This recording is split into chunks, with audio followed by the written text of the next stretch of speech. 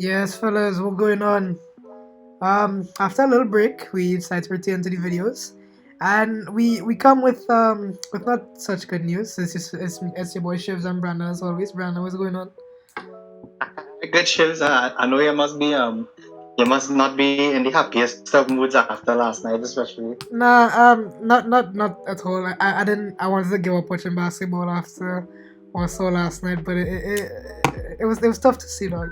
It was the first competitive game of the entire entire Western the entire conference finals up until like the ending of the third quarter, where Boston went on a 10-0 run, and then they opened the fourth quarter with another run, and then the game was just out of sight at that point. And yeah, Boston goes 3-2 up, and they're one game away from heading back to the finals. I believe it's their first finals appearance since 2010. So yeah. Yeah. Um. That'll be correct. Yeah. Yeah. But like I said, it was competitive up to the end of the third quarter, and then we just couldn't seem to hit a shot down. And that's just been the story of this. All our losses to Boston so far, really, we just couldn't seem to hit our shots. Kyle Lowry dropped a donut. I know he was doing some cardio. I believe it was Max Strus who was doing the cardio in the last game, and we just can't seem to put it together. I don't know why. Yeah, both Lowry and Max Strus didn't even hit a shot in this game. They were all 15 combined, which is, if that's your starting backcourt, you're not gonna get anything done. I know Lowry's been struggling with an injury, but he isn't helping the team in any way at this point. So I'll probably just cut him out of the rotation at this point, to be honest. If he's performing this bad, and just give all the minutes to Robinson, Victor Oladipo, and Gabe Vincent, because I think Gabe Vincent was the only one who really performed well for us off the bench. Yeah, Duncan Robinson had 11 points as well, but it was just terrible all around. Jimmy has been struggling with a knee injury, even though he's not gonna admit it, but you could visibly tell on the court that he isn't the same player he was in rounds 1, 2, and even in the first two games of the series, because that clung Peyton Pritchard put in knee, and that was the knee he was already struggling with, and you can just tell he isn't good whatsoever. Bam continues to not be great. He was great in that one game, and then he just continues to not be good. So I don't know what to say about him. But yeah, what you can say about the Celtics? How they managed I think they managed to go up 3-2 in this game. The one thing about especially this last game, I didn't think that it was exceptional basketball from either team, and I think it was the less worst team that actually won this game. And I mean I was at one point I saw the score, right, and I was like, this is a really low score for our first half, because I think in the first half it was 30 something, was it 30 something, 40 something. I think the Celtics had 37 points and the Heat had 42, right? In the first quarter, in the first half. And I was like, this is a really low scoring game. So I had to actually, at that point, I was like, you know what, let me go and look at this game and see what's actually going on. So while I was doing that, I realized that, as I said, Strus didn't make a basket, Lowry didn't make a basket, and then Oladipo went 1 of 7. So if you count just the three of them alone, that is 1 for 22 from the field. Yeah. That is the Mavs against the Golden State a few games ago level. It's that bad. If your starting backcourt is making 0 for 15, and then one of your rotational backcourt players is making 1 for 7, you're not gonna win any game like that. I think Bam was also he had one of his higher scoring games, but he was still not as aggressive as I think what he wanted to be. And I don't know, Shiv. I don't know if Jimmy is really getting bothered by his knee, but at the same time, I don't know. I just felt like his effort wasn't there, though. I don't know what you were thought. Yeah, no, I think that knee is definitely bothering him, because he's not the same player that he was the first two games of the series and the first two rounds of the playoffs, and I just think that knee is bothering him a lot more than he would like to say, because I think he came out in an interview and said, yeah, the knee's not bothering me or whatever, but you could just tell looking at him. And, if we do go out to the next game and then, it does come out that, oh, he had a knee injury, everybody will just say, oh, yeah, that's just excuses, whatever. But I do think that knee is definitely bothering him. But if the knee is bothering him, you need the other players to step up. And the 2 on the 3 for this team, if Jimmy Butler is the one, is Bam and Tyler. And if Tyler is injured, then it's up to Bam. And yes, Bam did have I think he finished with 18 points or something. The majority of those points, the majority of those points came when we were down 20 already, and there was just no hope in the game. So it's like, yeah, you scored all that points, but you only tried when we were down 20 and the game was lost already. Like, there was no point in it. So yeah, it's not good stuff all around. No matter how you try to look at it, it's just not good all around. Brushing on the other two games, just real quick. I think the other two games that we lost. I think no, sorry, the game before and that would be games 4 and 3, if I'm thinking correctly. Yeah, 4 and 3, yeah. Yeah.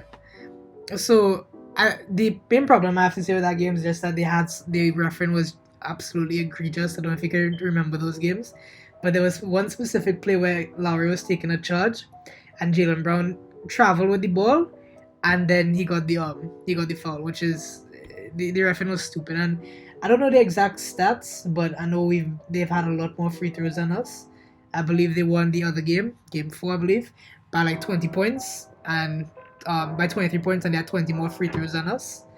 And then in the other game, we only had we finished with 14 free throws, but 7 of them came in when they were intentionally fouling us, trying to get back the win. So yeah, that's all I had to say about them the two games. I don't know if you have anything else you wanna play. Well, I mean, I was kind of surprised at how well the Celtics did in the last game without Marcus Smart, and it's just amazing how deep the team really is. I don't know if it's the only playoff run they'll ever have like this, but it's certainly one of the most memorable ones, because I think the more and more I watch the Celtics, the more and more I think to myself, it's not about if they can't beat anybody, it's who's gonna beat them, because they really have insane defense. Yeah. And it's just really hard. It's just really hard for some teams. If you're not having a good scoring night, then they're not gonna give you a chance to try and get back some form of consistency during the game. And well, from the Heat's point of view, we've been struggling to score the ball. Basically, we just keep missing all those wide Strus open also made no baskets in that game as well. Yeah, so I think he's missed his last 16 shots now, which extends. We're just going into 2 games now. He hasn't hit a shot, which is just absolutely stinks.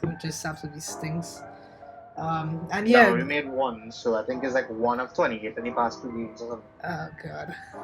And yeah, so like I said, we just can't hit our open shots, which is bad. And I can't remember if this was true, but I remember seeing something that we were the worst percentage team.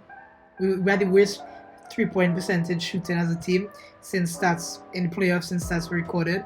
So I think we went 5 for like 38 or 39 or something. Mm-hmm. And yeah, I don't know how true that is, but I mean, I wouldn't doubt it because it's that bad. And you all were the best 3-point team in the regular season, yeah. Yeah, and I don't know how everybody's just absolutely falling off a cliff. It makes no sense to me, dog. It literally doesn't make any sense to me. Everybody's going ice cold. Yeah, it was we finished 7 of 45 from 3. Yeah, you're not gonna win games like that. But yeah, it was bad shooting nights from both teams last night. But the Celtics, they just had a little extra push, a little extra energy, a little extra fight, and they got the win.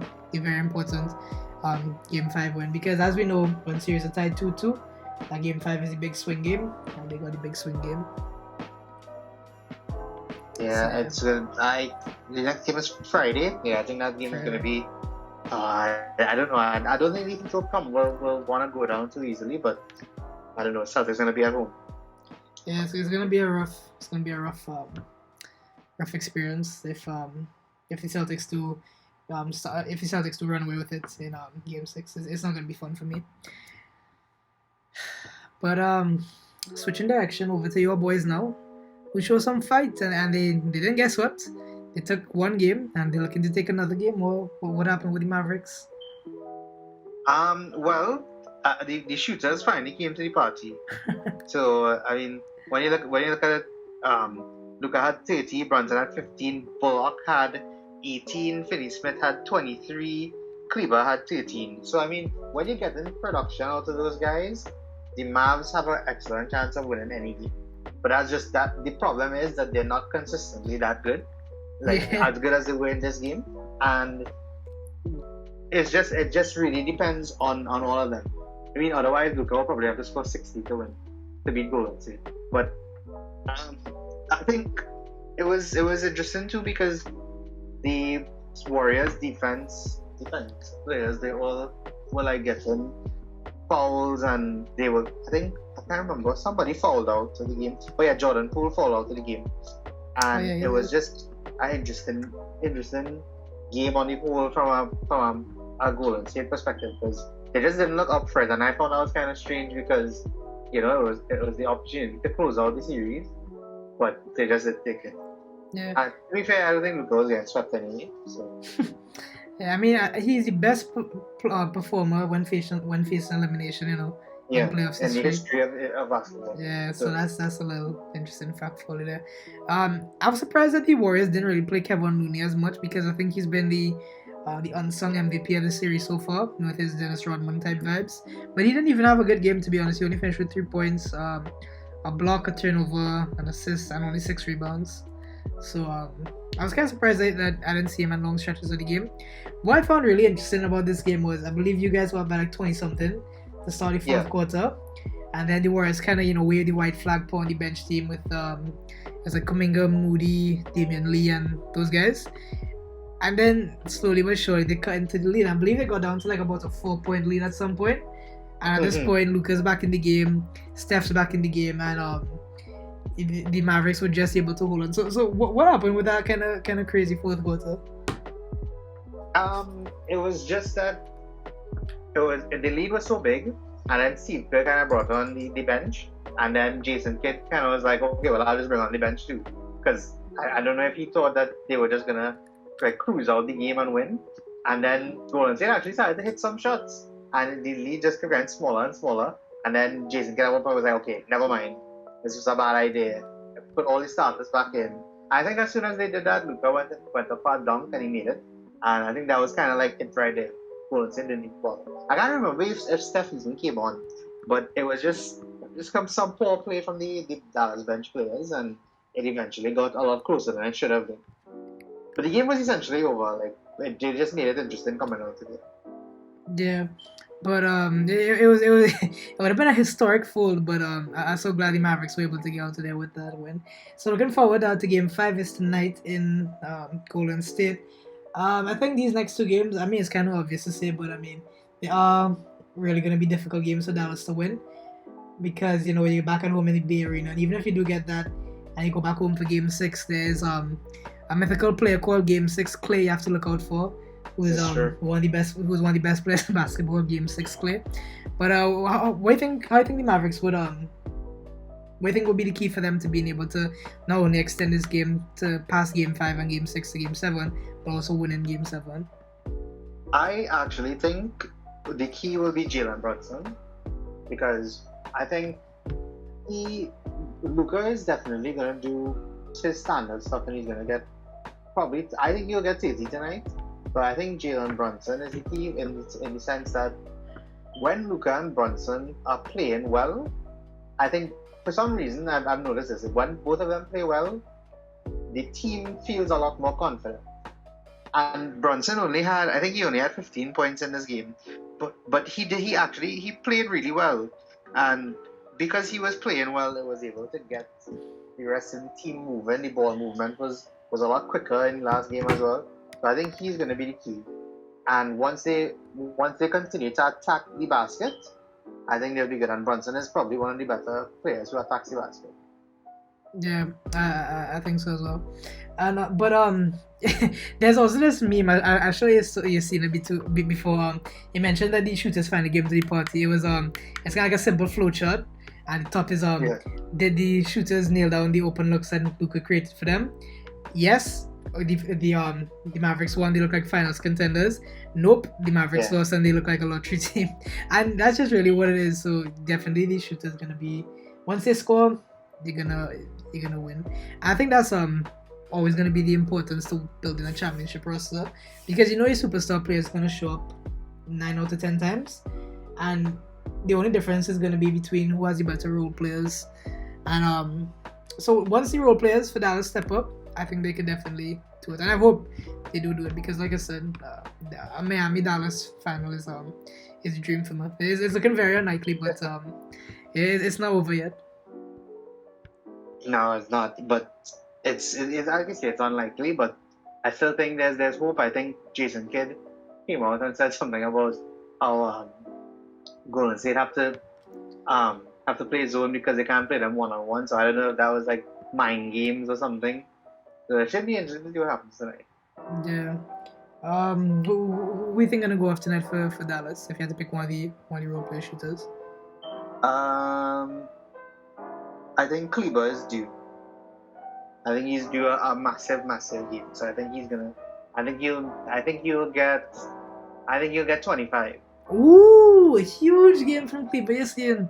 All right. I like that. He's due. But I think Bullock had his game already. I think, and Finney Smith is probably had the next one. I think Kleber is due a game. So I'll say Kleber. So if Kleber, Jalen Brunson, and Heater could all get over 25, definitely Mavs have a chance. Yeah, definitely.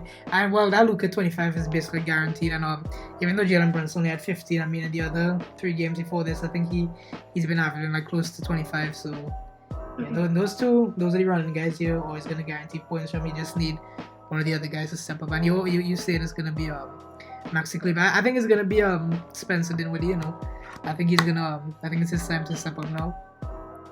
All right. I mean, I was looking at Kleber get progressively better throughout the season. Throughout this series. Yeah. And I think it's gonna be him tonight. All right. Well, so we're saying Dallas in 7, and Heat in 7. Yeah, Dallas in 7. That was the original. I'm gonna stick with it. And I have no other choice but to stick with it at this point. Well, my Heat in 5 and 6 prediction has been absolutely thrown out the window, so I'm still sticking with Heat in 7. But gonna be honest, I'm not really too confident about it anymore. I think I told you Heat in 7 as well. You know? Yeah, you did. So I mean, hopefully you go 2 for 2. Fingers crossed you do. But if you have anything else to say, I think we could wrap it up there. No, I think we covered everything. Hoping Mavs do it tonight. I really do. Yeah, me too. But yeah, guys, that being said, be sure to like, comment, share, subscribe, all that good stuff. We'll be back with another video soon. And we'll definitely have one for a finals preview. The 2 teams is going to be the finals, so definitely be on the lookout for that. And with that being said, guys, thanks for watching. It's been me and Brandon.